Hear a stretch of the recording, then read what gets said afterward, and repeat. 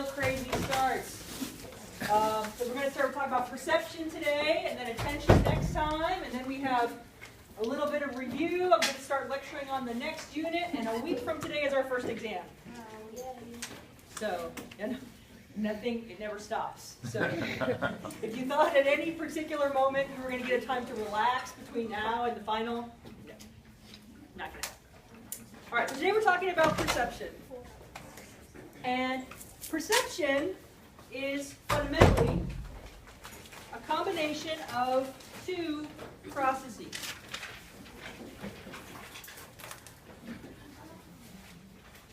First, we have bottom-up processing. Bottom-up processing is when we take information in from the world through our senses. So this is the data that we take in, the new stuff that we take in from our currently existing experience. Okay, or from our, I should say, from our current environment. Okay. Don't want to be confused.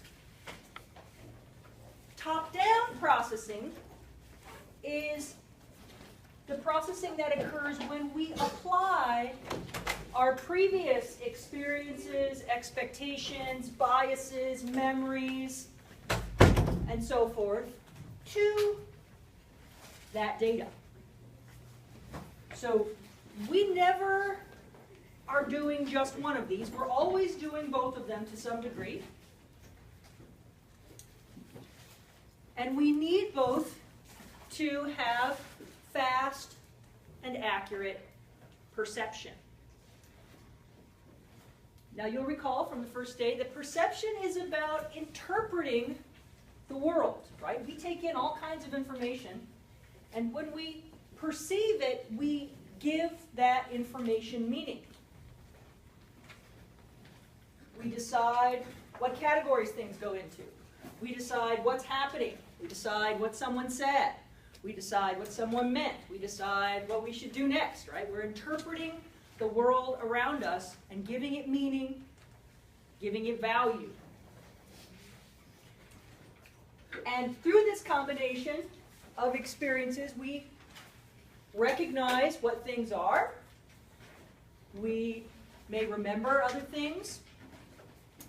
But perception is, we can't decide what something is, decide what meaning something in the world has until we perceive it. Now, these two kinds of processing vary in how much we use them at any given point in time. If we are in a very novel situation where we don't know very much about what's going on, then we are heavily dependent on bottom-up information, because the information in our environment is all we've got to work with. In a highly novel situation, you don't have previous experiences. You don't have previous biases. You don't have memories. You don't know what's going on. So you don't have stuff to bring to the table to help you understand what's happening. So I know we have a bunch of folks in here who went on study abroad to Argentina. Yes? Argentina crew over here. Now, did you have that? How many of you speak Spanish? Yeah, none. Okay. So when you were there and you get off the plane, you walk out, and all these people are all around you speaking Argentinian Spanish, did it seem like they were all talking really, really fast? Uh-huh. And they're just going, and you're just like, wait, what? And people are doing things, and you're like, why are they doing that? Or you see things that people are selling, and you're like, what the heck is that? You see people eating stuff, you're like, what is that? Okay? Under those circumstances, you're in a very novel environment. So all you can do is look at it, but you don't have any frame of reference, pre-existing frame of reference, to understand what's happening there. So you're really dependent on bottom-up information. Now, if you're in a very familiar environment, someplace where you totally know what's going on, like you're at home hanging out with all your best friends, doing stuff that you all love to do together, that you always like to do together, that you've been doing together for years, then you're in a super familiar environment. You're using lots and lots of top-down information to know what's going on. Things don't surprise you. You can kind of multitask way more because you don't really have to pay attention to all the stuff that's happening because you kind of know. everything that's going on in that environment. So you can use lots of top-down information, and you can kind of ignore lots of stuff that's actually happening in the environment because you can kind of anticipate all those things already because of all your experience in that world. So I want you to imagine a situation. Imagine that you're taking a class, I don't know, say cognitive psychology. And the teacher asks you to read a chapter from the textbook before class. And then you come to class and you're listening to a lecture about that topic. Why did the teacher ask you to read the chapter ahead of time? So you'd be familiar with it? That's right. To give you some top-down knowledge, some pre-existing knowledge about the topic. That helps you because then when the teacher is talking, not everything you hear is brand new. That gives you an advantage because you have some pre-existing framework in your head to hang the information off of. That's why professors ask you to do that. It's not just because they're like, read the book. Buy the book, read the book, my friend wrote it. That's not why. Even though my friend didn't write this book. I don't know Goldstein, I don't know at all. But the idea is, by giving you some information early on, then as I talk, you go, okay, I kind of remember that. It will help you make connections. So fusing bottom-up and top-down information together helps form a basis for memory. Okay? When you can use both kinds of information together. We're going to talk about memory again in the second unit, but it's all connected. So let's take a look at some images here. Can you tell me what's in this circle? Here, let me turn off the lights here so you can see a little better. What is this? Can you tell me what that is? I know it's blurry, but what do you think it is? Bottle. Bottle, maybe a drink, maybe like a Coke bottle, something like that. Okay. What's this in here? Shoe. You sure? What? Possibly. And no, you don't get to possibly now. You have to. And what's this? A car. Taxi. Okay. And what's this? A person on the street. Interesting, because every one of those images is exactly the same. And yet you saw a bottle, a shoe, a car, and a person. The bottom-up information is identical in all four cases. We've just changed the orientation of the blob. In fact, it's interesting that I showed you it was a blob, and you ignored that because I didn't draw your attention to it.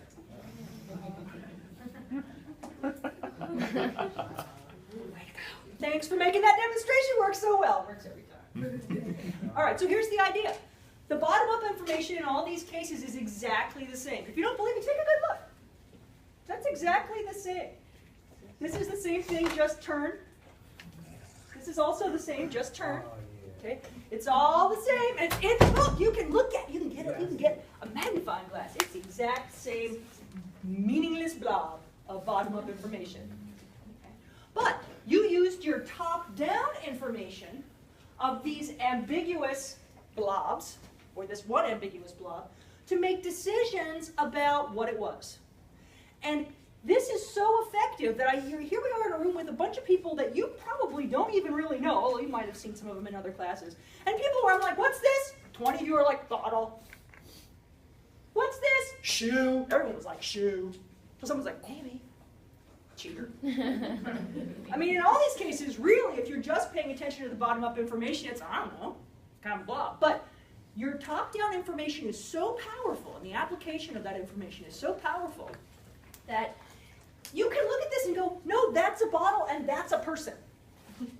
And you're not concerned that you might be wrong, because in the context, that's what seems right. Because you can tell, even though these are super blurry, you can go, well, it looks like somebody's sitting at a table, right? And what would be in front of you at a table that's about that big? Right? You guys will have a sense about what the relative sizes of these things are too, by the other things in the pictures. Even though, I mean, this blob and this blob are exactly the same blob, just rotated, but this one is much closer to you, right? This is a person size and that's a car size. That's really weird, because if you were just paying attention to the bottom-up information, you would say they all look exactly the same. But you can't. We are constantly integrating bottom-up and top-down information all the time. Now, optical illusions take advantage of this. So I want you to take a picture of this lovely image. Just take a look at this for a second. Now, you see the big monster chasing the smaller monster? No. Doesn't that monster look big? A little bit bigger Yeah. than this monster? The fact is, same size monster. Exactly the same picture.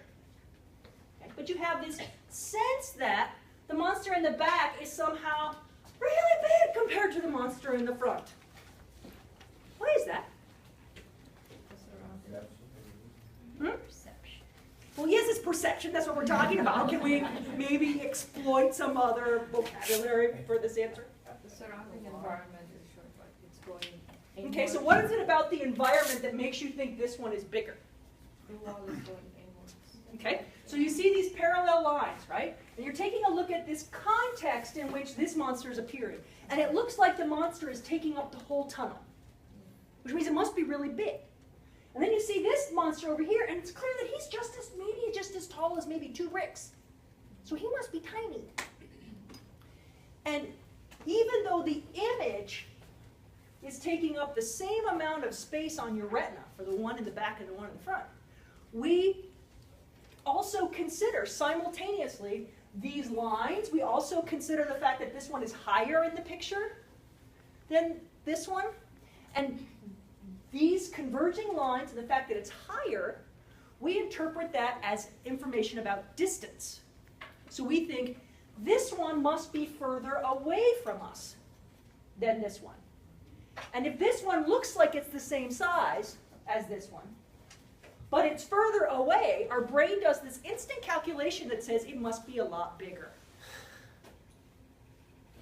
It must be a lot bigger. And these are calculations that we perform without a moment's thought, and 99.9% of the time, they provide us with accurate information. But sometimes, they don't. Sometimes, we think we know what's going on. Sometimes we use bottom-up and top-down information in unusual ways. Let me show you a video here. Let's see if I can get this video to come up. I'm going to pull it up after this. About this in terms of bottom-up and top-down processing. So when you're watching somebody say ba, ba, ba, what do you see happening on their face? What's their face doing? What do you know about what people have to do to say ba, ba, ba? What do I have to do? Two lips should touch together. Your lips touch together, right? Ba, ba, ba. And when someone says fa, fa, fa, what happens? What do they do? Your teeth touch the lip, right? Now, those are both, that's information you have, right? You know that information, you've been watching people talk your whole life. And when you were a baby, before you could talk, you know how babies just stare at your face all the time? They're watching your face, and they stare at your mouth. You know why? Because all the good sounds are coming out of there. And they're learning what kind of things your mouth has to do to make certain sounds. And you use this information, say you go to a really noisy party or a loud bar, and you can't really hear what the people are saying very well because it's too noisy. What do? You stare at their face and you watch their mouth to figure out what they're saying because you know so much about what the mouth does when you talk to produce sounds. You can actually compensate for the fact that you can't hear them by looking at what their mouth is doing. You can make guesses about what sounds they're making. This is why people can lip read, right? Because there is useful information in what the lips are doing about what sounds are coming out. And so in the case of the McGurk effect, you've got one piece of bottom-up information coming in, ba, ba, ba, but the visual information is telling you fa, fa, fa, and your experience has taught you that sometimes what you hear isn't right? Because there's interference. Could be too much noise around you, or maybe the person isn't speaking clearly. Something is keeping you from hearing the right sound, and you compensate by using what you already know about speech to fix the signal so that you can properly understand them. So in the case of the McGurk effect, we're using our top-down knowledge about what facial configuration results in certain sounds to override what the bottom-up signal is telling us. It's telling us ba, ba, ba, but in fact, ba and fa are pretty close together in terms of what they sound like, physically sound like. And so we can believe, quite easily believe, that if I see ba, ba, ba, then that's what I'm hearing. I'm willing to believe that because that's what makes sense. I know it's not possible for someone to go fa, fa, fa, and produce the sound ba, ba, ba. Those two things don't happen at the same time. So if I see you doing something, I'm more likely to believe my eyes over my ears because I know sound signals get distorted. But what I see with my own eyes, that's real. And that's the McGurk effect illusion, the combination of bottom-up and top-down information working together to give us that combined experience. Now, we invest a lot in perceiving the world, and we bring a lot to that experience. One group of psychologists has argued that we are actually applying a set of perceptual rules or laws to the perceptual experience to help us make decisions about what we are experiencing, to help us decide what we are perceiving. These guys are known as Gestalt psychologists. And the reason I say guys is because when the Gestalt principles were put forward, the people putting them forward were all German men, because that's who psychologists were, lots of German men. And the Gestalt psychologists argue that there are, in fact, natural ways to perceive the world, and that our visual system and our brain is predisposed to see the world using these principles. And that we all exploit these kind of pre-existing principles of perception as we try and extract information from the environment. So they call them laws as if they were kind of physical laws like gravity, but they're not really laws. It's probably more accurate to say that they're principles or heuristics. Heuristics being kind of shortcuts for making decisions or accomplishing tasks that seem to be pretty effective most of the time. So we try them, they work, and so we just use them a lot because they help us get stuff done more efficiently. One of these principles, or heuristics, is the law of figure ground. One of the first things we have to learn to be able to do is to focus on particular objects and be able to distinguish objects in the world from other things in the environment. Because if you want to learn how to name things in the world, you have to know what counts as the thing and what's not the thing. So you have to learn that that's a key. But to know that that's a key and be able to recognize other keys, you have to be able to distinguish it from my hand that it's in, right? You have to be able to distinguish it from the key ring, which is not the key. You have to be able to distinguish it from the background, which is not the key. So you have to learn to be able to distinguish the figure from the ground. This is a fundamental thing we all have to be able to do. And we typically do this by looking at edges and boundaries, looking at color changes and shifts. And we decide what is the thing that we're going to focus on. Whatever we're focusing on is the figure, and whatever we're ignoring is the ground or the background. Okay, background. So I really like this picture because it's one of those neat visual pictures that allows you to shift figure and ground. You can flip-flop back and forth between the two. Now, if you take a look at this, you see it looks, if you look at the white part. You focus on the white part. It's quite easily visually distinguished from the black part.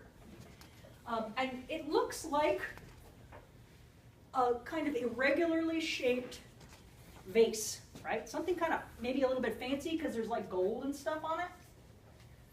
But it's irregularly shaped. And it just kind of looks like a vase that kind of didn't get made right or something because it's not symmetrical. And we kind of expect those things to be symmetrical.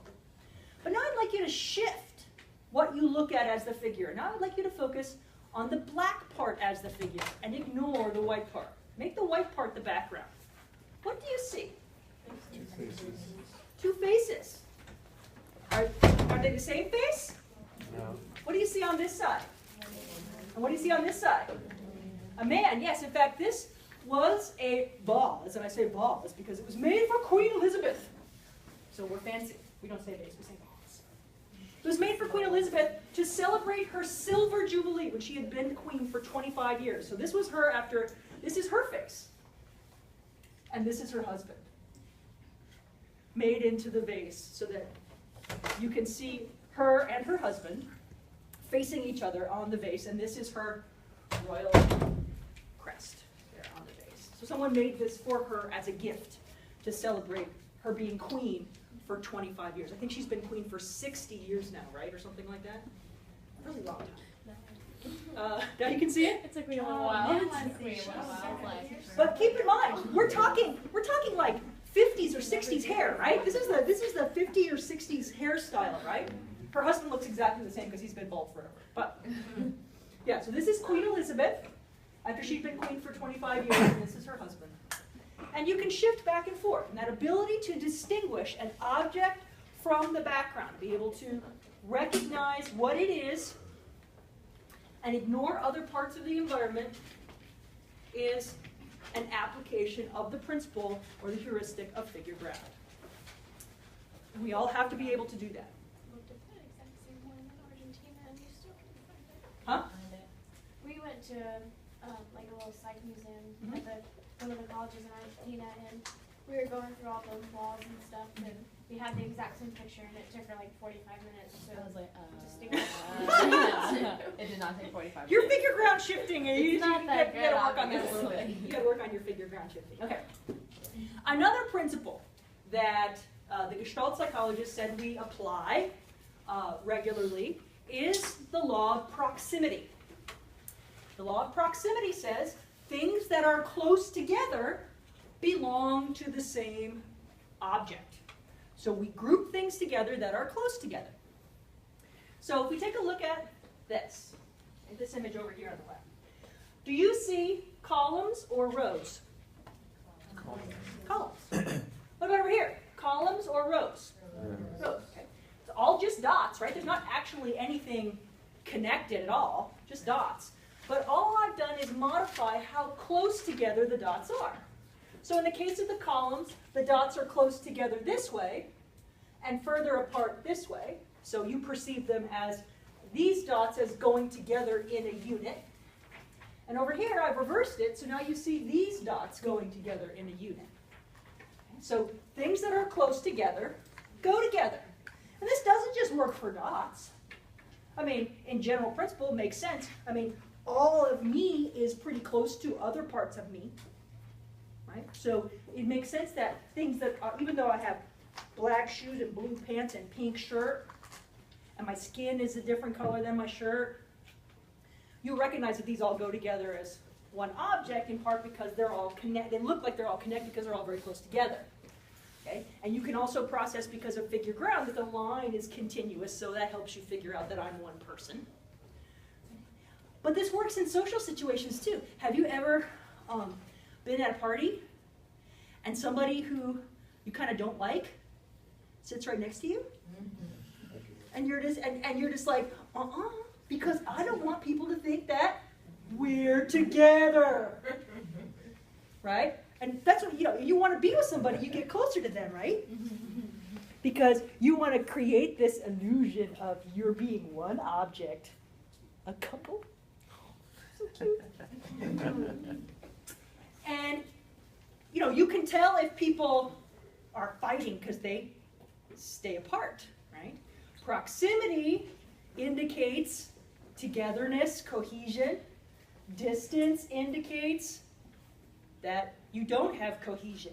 These are separate entities. Okay, so law of proximity matters a lot. Things that are close together go together. Things that are far apart don't. Another principle that we use quite often is the law of similarity. Okay? Things that share properties go together. Things that don't share properties are probably part of something else. So here, now all the circles are equidistant from one another, but even though they all have the same shape, I've alternated the color. So now, do you see rows or columns? Rows. Rows. Rows of white and black, not columns of white, black, white, black, white, black, white, because things that look alike go together. Okay? We apply this principle when we put uniforms on teams or on armies or at workplaces. We are one team of service, right, at our business place. We are one team. We got the red team and the blue team. Okay? Things that look alike go together. Things that don't look alike don't go together. We see this also in social principles, right? Lots of people, not personally, but lots of people get really uncomfortable when they see mixed race couples. They're like, you don't look alike, you're not supposed to go together. Right? Now, what I can't figure out then is why, if we're all wigged out about mixed race couples, we have issues with same-sex couples because they're more alike. We should be happier with that. We should be more comfortable. For some reason, it doesn't work like that. I don't know. We're humans. We're complicated. Okay? But, this is, people will look and say, and like I'll see on Facebook where I'll get these links that'll pop up BuzzFeed like, gorgeous stars with ugly spouses, right? And I'm just like, bunch of jerks. Like, we've decided your spouse isn't good looking enough for you. And I'm like, jealous much? You know? Whatever, you're probably super ugly. Anybody who would write a story like that is probably super ugly. Because they're just like, oh, or they think they're pretty, but they're really ugly. All right, but anyway, law of similarities. We have this idea that, pretty people should go together. Fat people should go together. Tall people should go together. Short people should go together, right? The idea is that people should be the same. Right? Birds of a feather flock together. Right? But then, of course, there's always opposites attract. So, who knows? We're complicated. So, another principle, law of good continuation. Law of good continuation helps with doing figure ground stuff, helps with recognizing borders of things. Law of good continuation says that we will assume that the lines of an object will continue along a smooth and continuous path, predictable path, without making strange or unusual or abrupt changes in direction. So, for example, I tell you, here we have 4 lines. We have 2 lines. I say we have 2 lines. One of the lines starts with point A. What's the end of the line with point A? B, right? Nobody ever says it's C or D. Even though it could be. Those dots are all equidistant from each other. There's nothing that would automatically make it B, except that we're applying the law of good continuation, which is that this seems like a more natural line because the curve is continuing in a smooth and slow and predictable way, and that's what we expect to happen. Similarly, if I told you there's a line that starts with point D, you'd say the other end of that line is C, and it seems like that's a really natural way to think about that. And, if we think about this, we talk about natural, let's take a look at this image. Okay, take a look at this image. And I see this bird, and I see the bird going like this, and I don't suddenly think that the bird has a part shooting out of its back like that. It's not like a porcupine bird or something like that. I just go, oh, there's goes like this, and then I see more line back over here. And so I imagine that this is all part of one continuous bird and that there's just something in the way.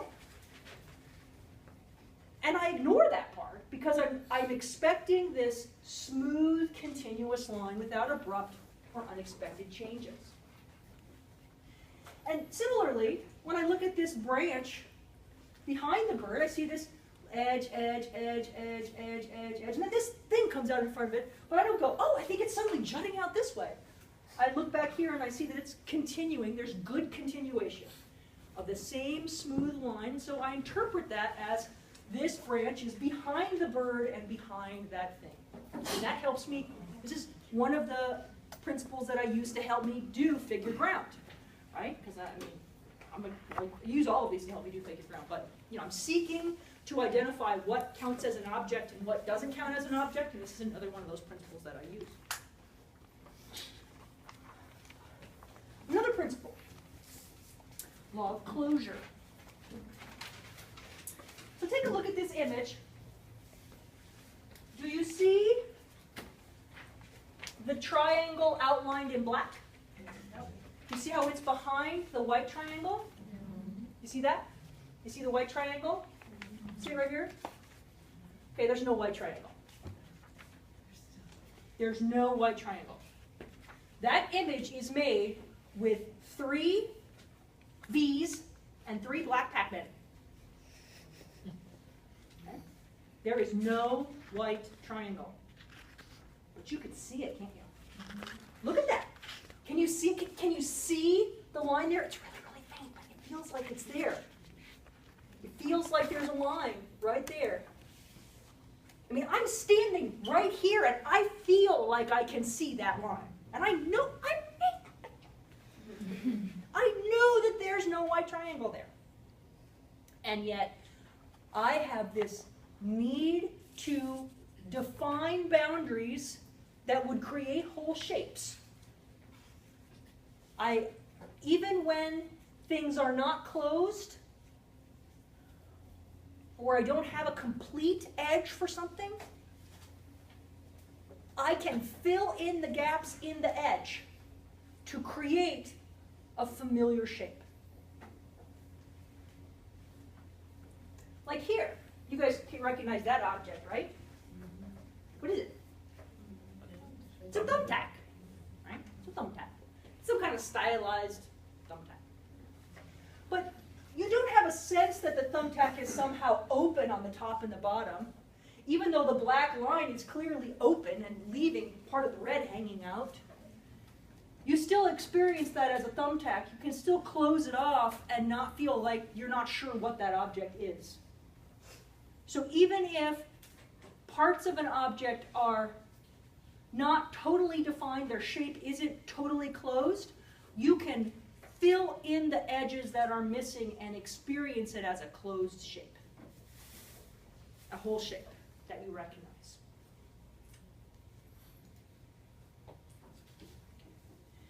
Now, what do you see up here? What's that? Olympic rings. The Olympic rings. What do the Olympic rings symbolize? You know? Togetherness. Unity, right? Wasn't that nice because we're using that law of proximity, right? Look, we've got them all together. They're even touching and overlapping and interwoven. People all brought together in the name of sport. Right? Actually, I think these are supposed to be different continents of the world, right? Supposed to represent different continents.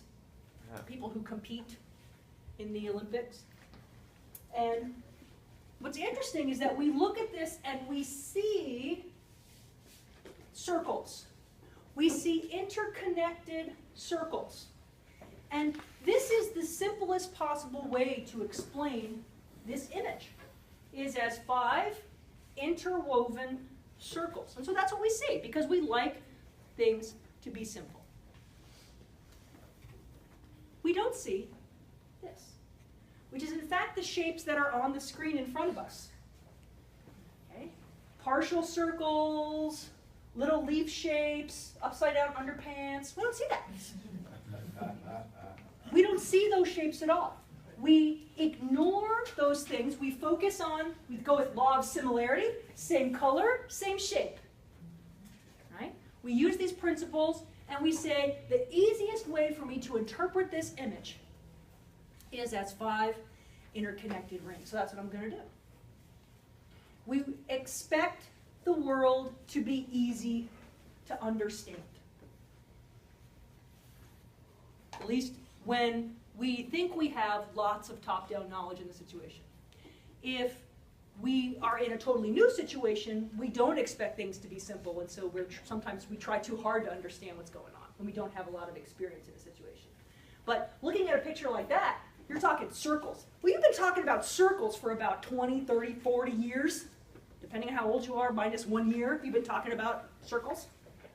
So you know a lot about circles, and your first guess is going to be that these are circles. One of my favorite laws, which also applies to many of the other things we've been looking at, is the law of familiarity. I'd like you to take a look at this picture. And when you see the surprise, tell me.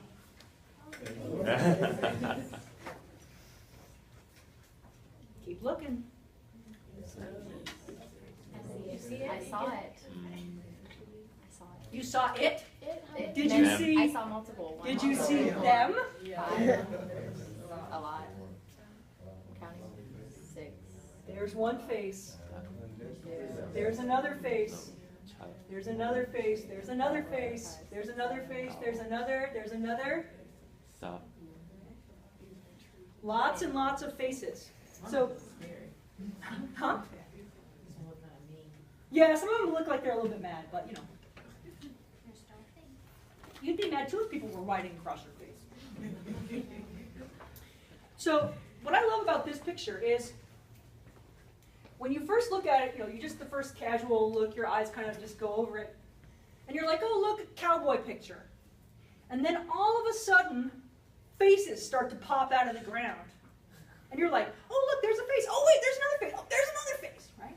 And that's one reason that happens is the law of familiarity, which is that faces are extremely familiar to us. As we know from last time, we actually have a particular part of our brain that's dedicated to recognizing faces, to processing face information. We care a lot about faces. It helps us identify different people, helps us identify members of our species, identify members of our community. We care a lot about faces. They're super important. And so we've spent a lot of time processing faces in our lives. And so when characteristics of a face are in an environment, we want to interpret them as a face. So things that are just, really what we've got here are trees and rocks and shadow and grass. But we want to see them as faces. And of course, the artist intended for us to see them as faces. But technically, you could, in the first moments when you look at this picture, you don't see the faces right away. And then as soon as they start to pop out of the environment, more and more of them do, because faces are such a familiar configuration for us to recognize. So it's easy for us to recognize familiar objects, even in contexts where we don't expect them. We're more likely to interpret something as a familiar thing than to interpret it as something unfamiliar. And faces are super, super familiar to us. Another approach to thinking about perception is the theory of unconscious inference. And this isn't entirely separate from the Gestalt principles. We're going to see that there are a lot of things that different ways of thinking about perception have in common. Mostly, they're thinking about us having top-down and bottom-up information to use. But the theory of unconscious inference, which was put forward by a professor named Helmholtz, is about applying the principle of likelihood. So a minute ago we talked about the principle of familiarity, or the law of familiarity, the law of simplicity. Well, this isn't really that super different. The likelihood principle says that we're looking out into the world and we think, what's the most reasonable thing that could be? And what's the most obvious explanation for what I'm seeing? That doesn't involve me making a lot of weird guesses, involve me making a lot of weird assumptions, that just, if I ask 10 people, what do you see, that they would probably all say that because that's what makes the most sense. That's the likelihood principle. What is it likely to be that's causing this visual experience for me? And the idea is that we make that assumption, we make the decision about what's most likely based on a lot of assumptions we don't necessarily even know we're making. Now, some of those assumptions might be Gestalt principles, right? We might be assuming things like figure ground, assuming things like good continuation, assuming things like the law of simplicity. And so it's not necessarily separate. It was just a different researcher thinking about the issue in a different way, but not super necessarily far apart. So, for example, if you see this image, you're most likely to assume that what you see is a blue rectangle in front of a red rectangle. That's what you assume is going on here. You don't assume that you see a blue rectangle in front of a red part of a rectangle, which is what you physically actually see, but because you're making assumptions that objects are typically whole, objects are going to be as simple as possible, and this shape doesn't have a name. But rectangle has a name. Rectangle is a category that you know and that you recognize. It's easy. And because you assume things like good continuation, you can imagine that this line continues down here to the point that it runs into this line. It's not hard to do at all. So we can imagine a world where these two theories, and Helmholtz is obviously German too, right? They're thinking about the same issues.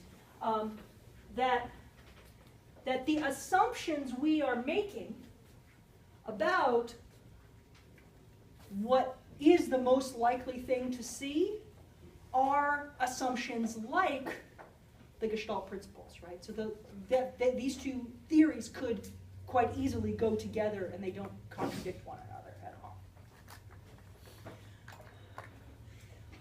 Another way to think about perception, another approach, which is also based on probability and likelihood, is Bayesian inference. Okay, so obviously, everybody who's thinking about perception is thinking about inferences we're making, assumptions we're making about what makes sense in the world. And Bayesian inference is based on two things. First, there's prior, also sometimes known as prior probability. And prior is your belief about how common something is, how likely something is to, or how frequently something actually happens. And likelihood is actual hard data about probability that you have. Okay, so you can have your belief about how frequently something happens, and then there's hard data evidence about the probability something will actually happen. Let me show you how these two things work together. So, say for example, Mary has a really bad cough. She's coughing and coughing and coughing. Okay. And she's got to decide why is she coughing? What's going on? What should she do? Because how she should address her cough has to do with why she's coughing. Okay. Well, one possibility is that she has a cold. Another possibility is that she has lung cancer. The other possibility is that she's coughing for some arbitrary reason, or because she has heartburn, she's trying to get the heartburn, burning feeling out of her chest, something like that. Now, her belief about how frequently things happen in the world is that colds happen a lot. People get colds all the time. She's gotten colds lots of times. That's totally normal. People get heartburn lots of times. That happens all the time. She's had it happen before. But lung disease, yeah, it happens, but it doesn't happen a lot. Okay? It certainly happens way less than getting a cold or having heartburn, right? These are very common ailments in her experience, and lung disease is a fairly uncommon ailment. At least that's what she thinks is true. Now, how likely are any of these things to cause coughing? Right? And what's the actual data? Well, if you have a cold, you're likely to cough. If you have lung disease, you're likely to cough. That's why smokers cough a lot. But heartburn doesn't typically make you cough. Coughing doesn't really help heartburn at all. You're more likely to drink lots of liquids or something to try and wash the acid back down into your stomach or something like that. So her conclusion, her inference at that point is that because colds happen a lot and colds are evidence to cause coughing a lot, the most likely thing to be true is that she has a cold. And so that's her interpretation of the information that she's receiving. Okay, she's interpreting her belief combined with the data that she has. And sometimes people's beliefs are not based on data, and that's why those two things are separate, right? Sometimes people just believe stuff, and you're like, why? And they're like, just because. They don't have any data, they just believe it, right? So combining what they believe to be true with what they have evidence is true, and that determines how they interpret what's going on. Another strategy we use to recognize things in the world, to perceive what's going on around us, is we use what are called perceptual regularities. And again, this is not necessarily super different from Gestalt principles, right? They're recognizing certain regularities that occur in the environment. But researchers who focus on these regularities focus on two kinds. They focus on physical regularities and semantic regularities. Physical regularities have to do with characteristics of the environment that we have learned are true. So in the world where we live, horizontal objects and vertical objects are very common. Okay? Ceiling is horizontal, walls are vertical, table is horizontal, screen is vertical. This has horizontal, vertical, vertical, horizontal, right? These are really common things in the world. And in the modern world, we encounter horizontal things and vertical things a lot. So we have gotten very, very good at processing horizontal boundaries and vertical boundaries and using that information. And that's referred to as the oblique effect, that if something has vertical lines and horizontal lines, it's going to be easier for us to process because that's what we consider pretty normal. That for things to have vertical boundaries and horizontal boundaries. When things start to curve and other stuff like that, we have a harder time recognizing what's going on and figuring out what's happening in the scene. Another example of a physical regularity is something called light from above. And the idea with this is that we have learned that typically in the world, light comes from above, not below. Right? That makes sense. Sun's in the sky, lights are usually in the ceiling, right? Light comes from above. So when we see an object that has a light on an edge, we use that information to tell us about the object shape. So for example, let me move here. Okay. If you take a look at this image right here, you can see that the top of that is lighter than the bottom of that bar. And the way we experience that is this must be protruding out from the wall. The brick must be sticking out because light comes from above, and so if light comes from above and the top of the object is well lit and the bottom is not well lit, that must be because the top of the object is blocking the bottom of the object. Okay? So that's light from above. So when we see an object that has a lot of light, we assume that that's what's getting light from above. Now contrast that with this image, where this part of the bar is lighter than that part of the bar. We interpret that as indicating that it's indented into the wall. Light must be shining into a crevice in the wall and lighting up the bottom, and the light can't get to the top. Okay? So even though these are flat images on a screen, we can experience 3 dimensions by using light from above information. to give us a clue about the shape of the thing that we're looking at. And this is another image to help you imagine that situation. So here if you have at a brick that's sticking out of the wall, light coming from above will shine on the top and be blocked from underneath. Whereas if light is coming from above and there's an indentation, light will shine on the bottom down here and not reach the top. And that's why we use information about what's dark and what's light to help us decide whether something is bowed out or curved in. And those are physical regularities of our environment that we just assume are going to be functioning in the world. Now, another perceptual regularity is a semantic regularity. Now, semantic regularities have to do with what we expect to be true in a certain environment, certain situation. So, for example, if you walk into a kitchen, what kind of things do you expect to see in a kitchen? Food, a sink, A fridge. a refrigerator, Oven. an oven. What else? A knife. Pots and pans, maybe dishes, right? So you expect to see those kinds of things in the kitchen. You don't expect to see a mailbox, right?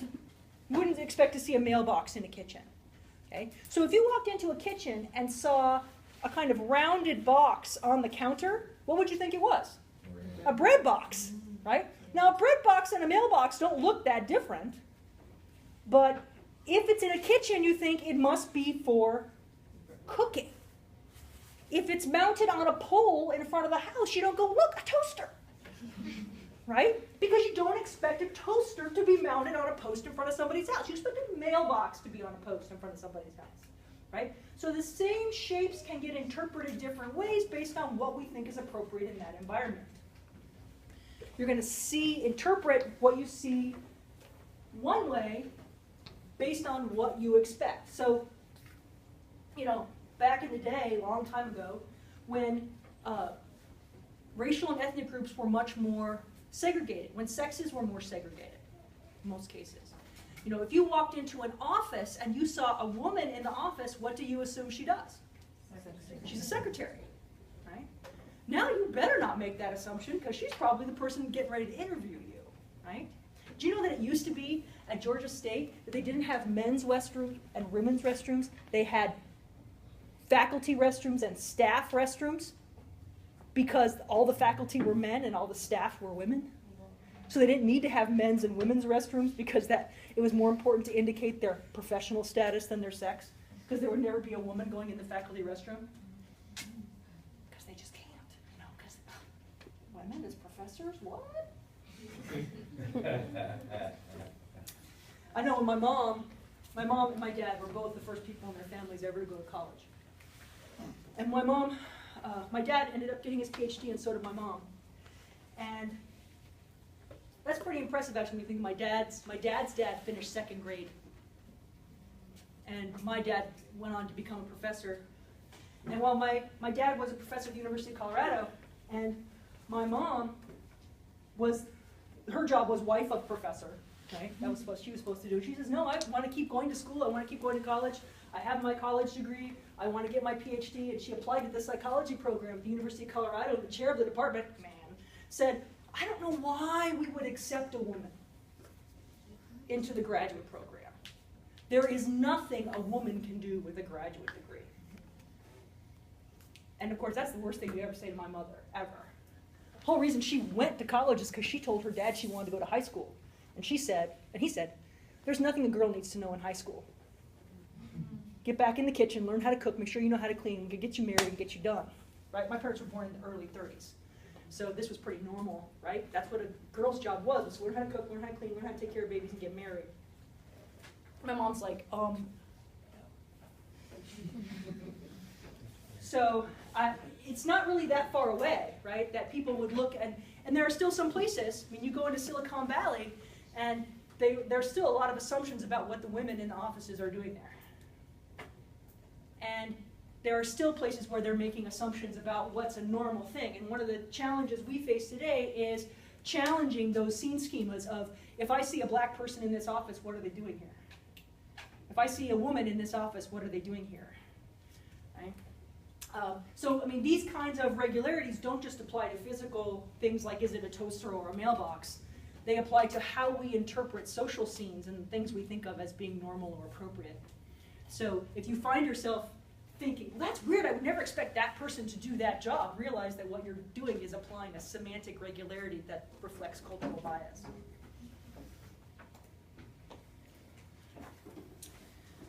Let's talk a little bit about the physiology of perception.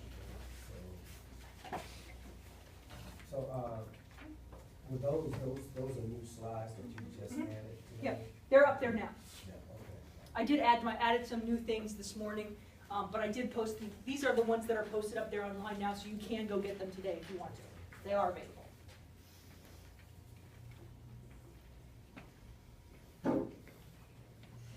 I'm always updating my slides because I'm always having new ideas about what I should talk about. I try not to just teach the same thing over and over and over. It's not as much fun. I'll try to be a little bit more ahead of the game than I was today, though. I apologize. All right. So we talk about the physiology of perception. Okay, the actual, now we're kind of jumping into the cognitive neuroscience part of perception. Okay. And I'll try to do this with every topic if I can. If we have some information about the neuroscience underpinning that aspect of cognition, I'll try to talk a little bit about it. So there are two parts contributing to the physiology of perception: the nature aspect and the nurture aspect. Okay? So our sensory systems are based on a network of feature detectors, meaning that our eyes are sensitive to visual features, our ears are sensitive to auditory features, our skin is sensitive to different tactile features. When we talk about visual features, for example, we're talking about the edges of things, the color of things, whether something is moving or not. You know, we take in those different pieces and parts of the visual scene, and we combine them to have a whole experience.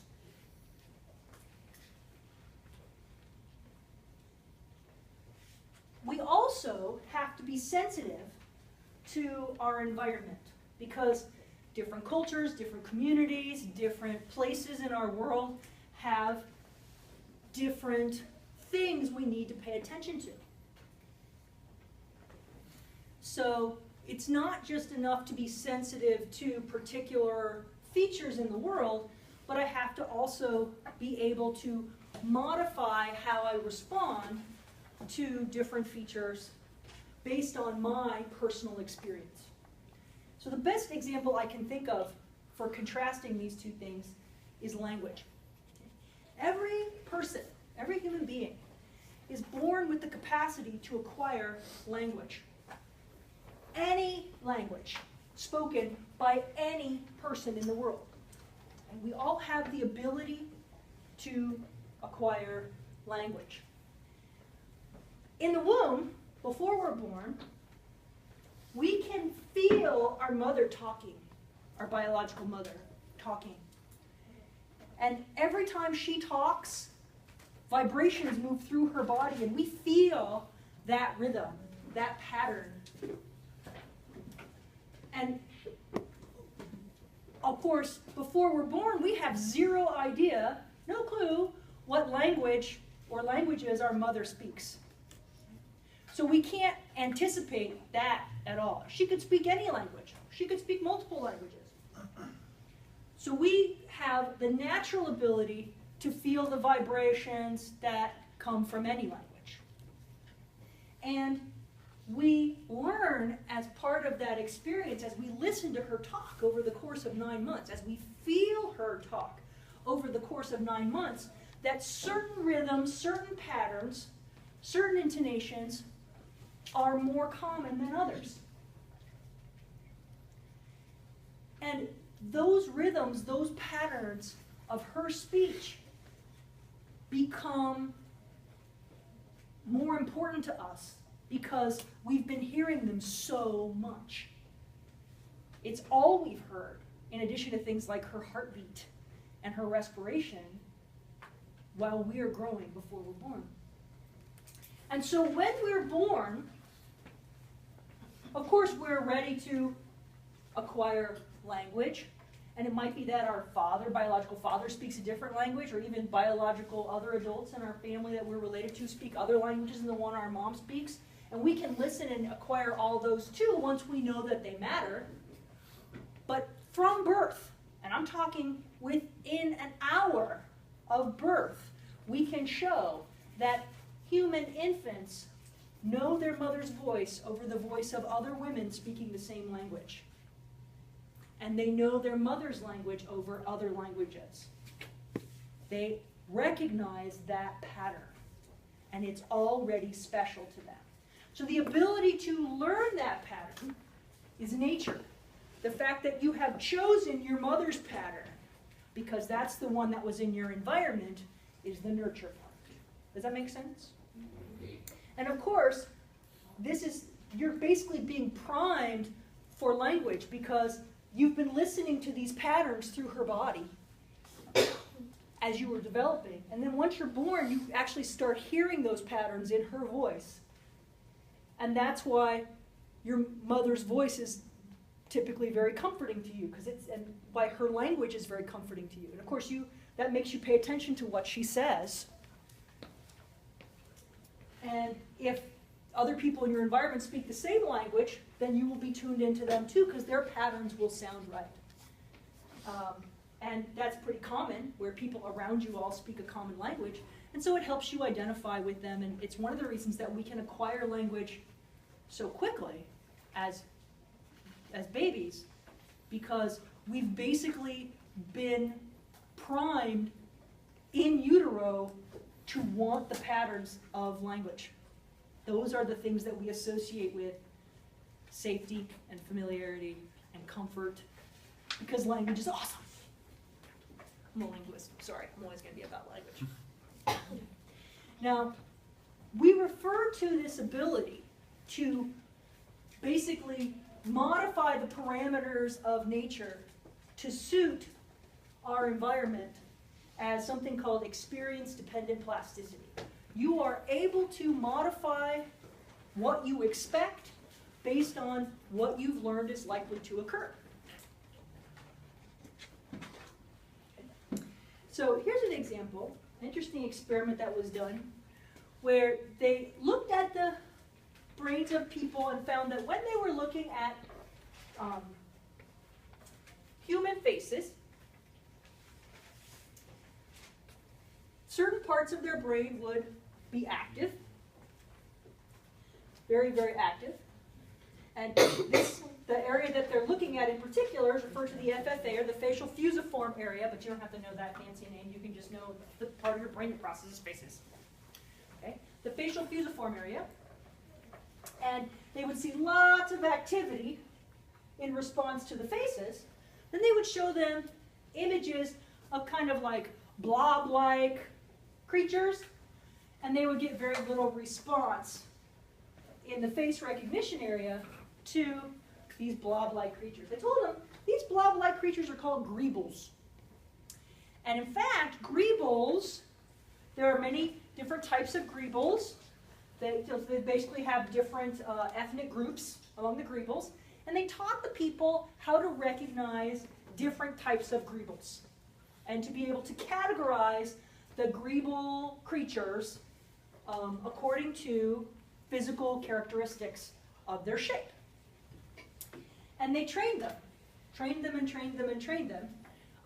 until they reached a certain point where they could accurately categorize these blobby greeble aliens into the different categories that they were intended to go into.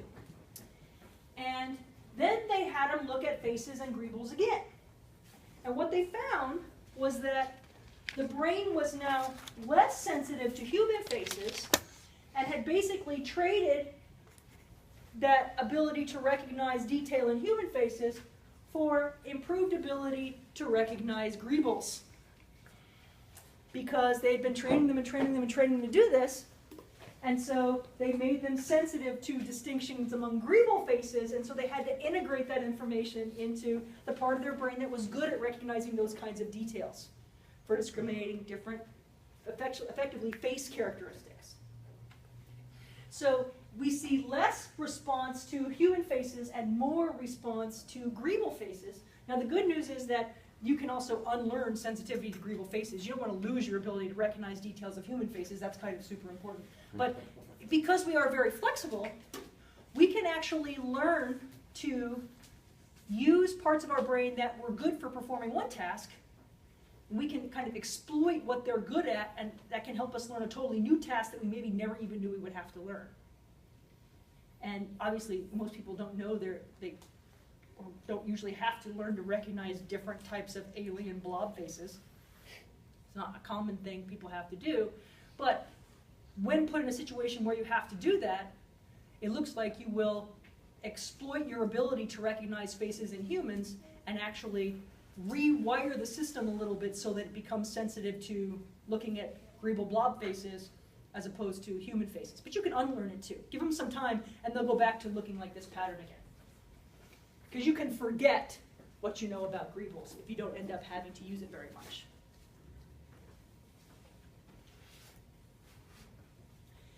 Now, one of the key things that we do when we're trying to understand what parts of the brain are responsible for certain functions is we study something called dissociations.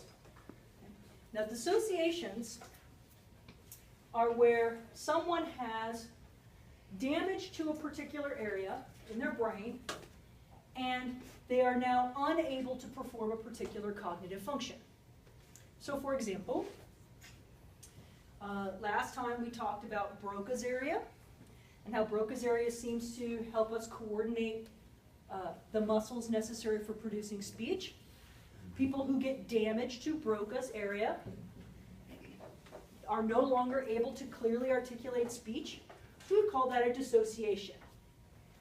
When you have a problem performing a particular action and you have damage to a particular area, while at the same time you're still able to do other things that you could do before, we call that a dissociation. So if your Wernicke's area, right, that's the where you're for understanding language.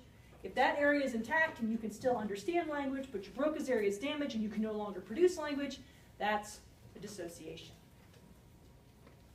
Now, another example would be something like this one I've got up here. Say we've got two people, Alice and Bert. And Alice has damage to one part of her brain, and Bert has damage to another part of his brain. Alice is able to reach for objects if you tell her to go out. Can you go out and grab the ball? She can go out and grab it. But if you ask her to tell you what the ball is, she can't do it. Okay? Bert has the opposite pattern. Okay? He has damage to a different part of his brain, and if you ask him to name the object, he can say, that's a ball.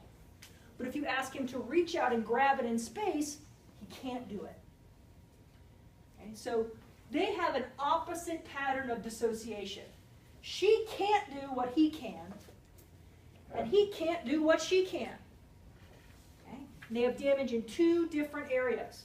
We call this a double dissociation, in that we can say that probably the area that she has damaged affects the ability to name objects, where the area he has damage affects the ability to reach out and grab an object in space. We would refer to these two different abilities as the what and the where of a target in space. So if I want to know what a target is, recognize what it is, then I need to have this part of my brain intact. If there's damage to that part of my brain, I'm going to have a hard time telling you what an object is. if you want me to reach out into space with my hand and grab an object, I have to know where that target is in space so that I can judge how far I need to send my hand out to grab it and bring it back. And that is this part of the brain. And it makes sense if you think about it. This is temporal lobe. We talked about how temporal lobe is about language and memory, right? And that's, if that part of your brain is damaged, you can forget what the name of something is. Parietal lobe is about interacting with things in space and moving around in space. So damage to the parietal lobe can result in our inability to correctly judge how far away something is and reach out and grab it and bring it back. That eye-hand coordination kind of thing. Question? The inability for the lady who could name the monkeys or the animals or whatever, is that a dissociation? Yeah, so all of those represent different kinds of dissociations because they each had damage to different parts of the brain, and that's one of the ways that we determine localization of function, is by looking to see, so if you have damage, she probably had damage to a very specific part of the temporal lobe that prevented her from identifying animals because she had those categorized together in her head. All right. That tells me it is time for me to stop talking for 15 minutes. I will see you at 12:25 and we'll talk about some more stuff.